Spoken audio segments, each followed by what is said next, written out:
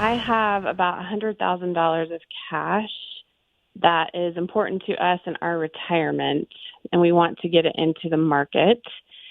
And just given some of the things that you shared yesterday and seeing the market be volatile and some of the things that are occurring just in our economy and in the world, do you feel that getting it in as a one-time event or dollar cost averaging, which way would you advise for that amount of cash, which is a lot to us?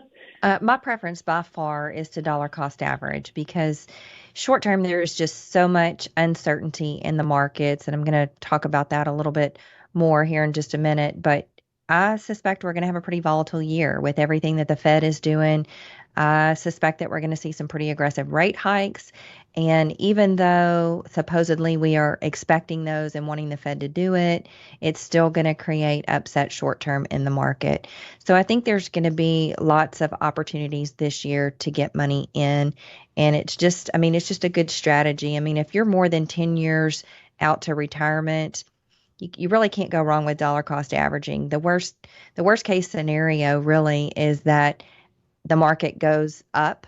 If you're going to dollar cost average in over 6 or 12 months, is that the market is significantly higher than it is right now. And that means that you lagged in performance.